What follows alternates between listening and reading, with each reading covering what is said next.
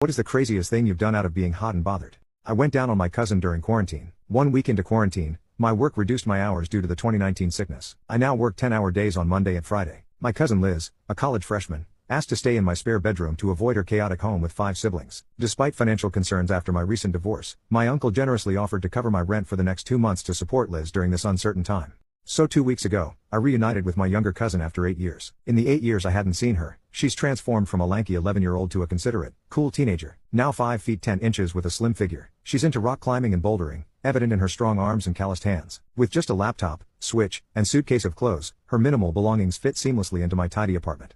Before Liz arrived, I expected awkwardness, but we discovered surprising commonalities. Our shared interests in music and board games made our time enjoyable. Even on days of comfortable silence, we didn't mind. Movie nights became a routine. We'd each pick a film, make dinner around 6, and then swap roles. Liz's presence in the kitchen was a highlight, as my ex-wife's culinary preferences differed. Liz and I shared a love for home-cooked meals, and our nightly dinner preparations became special moments. However, I found myself drawn to her, reminiscent of moments with my ex-wife. I caught myself just staring at the back of her neck, her hair tied up while she focused on some mundane task like chopping up an onion and resisting the urge to gently kiss her on the shoulder. Last Monday, I sensed Liz might be interested in me. After the first movie, she walked into the living room post-shower, wearing just a towel, and asked about the pizza. My attempt at composure failed as I awkwardly replied, "I'd like to lie to you and say that I kept my surprise hidden and acted as if there wasn't a mostly unclothed 18-year-old suddenly standing in front of me, but after looking her up and down, my gaze lingering too long, Liz just smirked, gave me a crooked smile, and walked back to the bathroom saying, 'Well, it smells really good.' After regaining my composure, I found her in a hoodie and shorts, staring at her phone.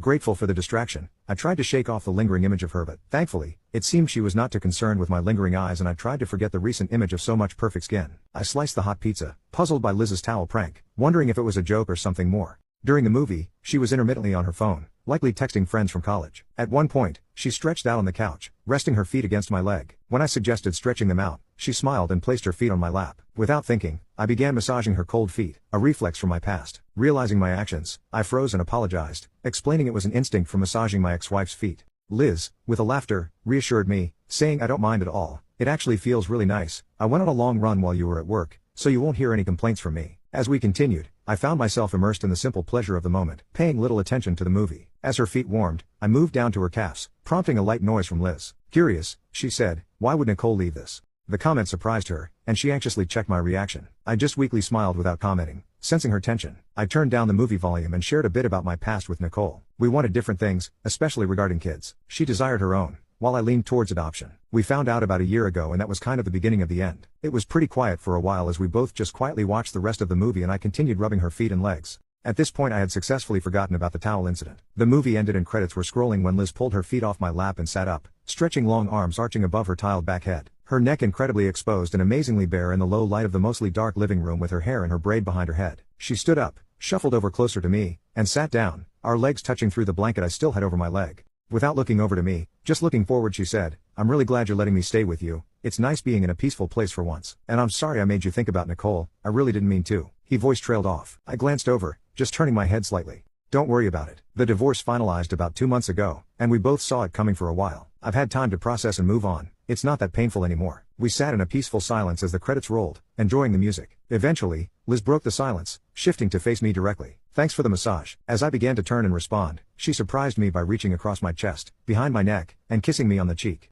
Her warm lips and the unexpected touch sent a cool fire down my legs. After a brief moment, she lingered, searching for a reaction. Sensing the need for space to make a good decision, I gently moved her hands off my neck, stood up, and said, "I still need a shower. Mind putting the pizza away?" Liz gave me a sad light of the living room and nodded. I very pointedly did not run to the bathroom, turned the shower on cold, and stripped out of my clothes. I suppose now is a good time to describe what I saw staring back at me in the mirror. I'm about 6 even, keep my head shaved because it started getting thin in high school and got very thin after, and I have a decent beard that I take pretty good care of to compensate. My body shows that I bike to work on nice days, hit the work gym through the winter, and go on the occasional hike, but I also drink too many lattes and really like good pasta. Prime dad bod from what I understand. My quite average pickle had relaxed a little bit from Liz's kiss, but was still resting at about half-mast, hoping for release. I jumped into the shower and turned my chest into the cold water to hopefully knock some sense into my foggy head. Cold showers were not unfamiliar territory, thanks to the apartment's lackluster water heater. It was a habit I picked up, a routine that helped dull my senses and shove thoughts of Liz down a bit. As I began lathering up and conditioning my beard, the knock on the bathroom door announced Liz's presence. She cracked open the door and asked casually, "Mind if I brush my teeth real fast?" With minimal regard for my response, she entered, started brushing her teeth, and then inquired about the cold shower. Why a cold shower? She asked. They help me get to sleep, I fibbed, adding, I'm not sure exactly why.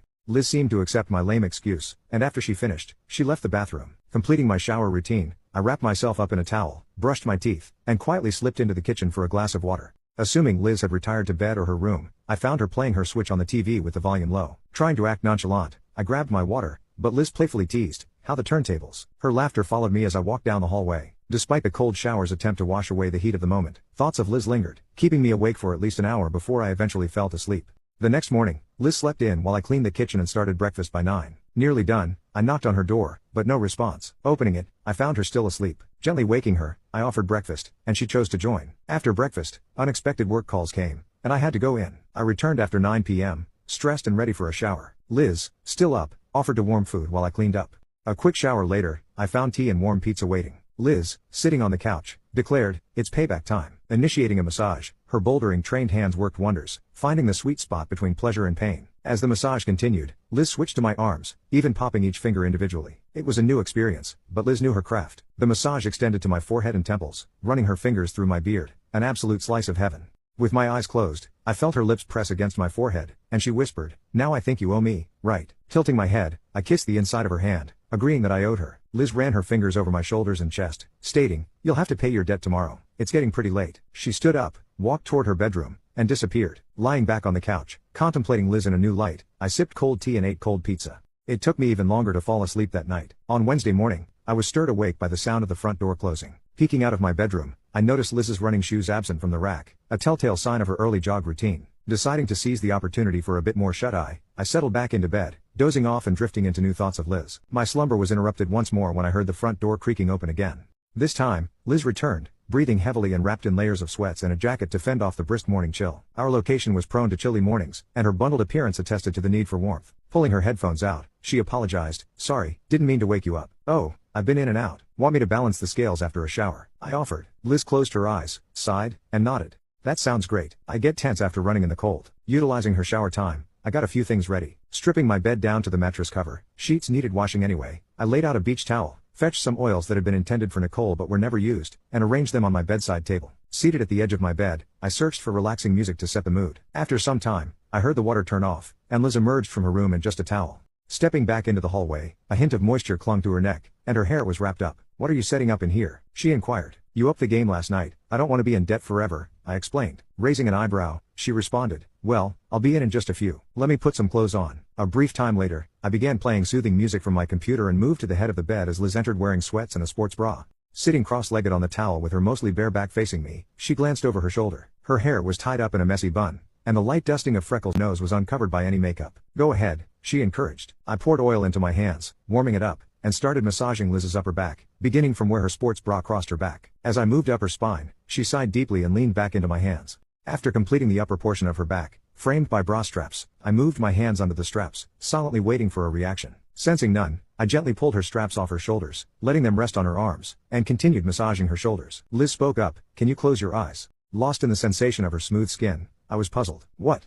Close your eyes. With closed eyes and hands still on her shoulders, I asked, okay, now what? After a while, I felt her pulling her bra off past my hands. I sensed her shifting her weight and making adjustments. It felt like hours, my topless cousin so close while I waited in self-imposed darkness. Okay, open up. Liz lay on her stomach on the towel she had pulled to the side, facing the head of the bed and turned toward me. Bras just get in the way, right? Nervousness tinged her voice, so I tried to reassure her. I laughed. I don't mind at all. They do get in the way, that's for sure. I moved over her, kneeling on her upper legs, and poured more oil into my hands. Remembering the massage and percentages advice, I mentally divided her back into 50 sections and aimed for about 10 seconds per section. Starting low, I worked my fingers into the muscles above her hips, gradually moving lower toward the center of her back and upper spine, adding oil as needed. Pressing into her shoulder blades, the sun cut through the blinds, glistening on her back. Descending to her lower back, I traced her skin gently, grazing the sides of her girls with my fingertips. Her breathing caught, then increased. Liz bounced her legs, asking for another round on her feet and legs. Sure thing. Want to change into shorts, or should I take off your sweats? She loosened her pant string.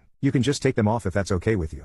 I stood, pulled down her sweats, revealing dark blue panties. As she raised her hips, I removed the pants, tossing them aside. After pouring more oil, I began at her heels, massaging the tendon connection and moving up to the balls of her feet, working oil between each toe. Progressing past her ankles, I massaged her calves from knee to feet, then poured more oil and moved slowly, taking around 2 minutes, from the base of her feet past her calves, behind her knees, along her hamstrings, stopping just below her panties, and massaging back down to her knees. I heard her breathing deepen, indicating she was enjoying it, and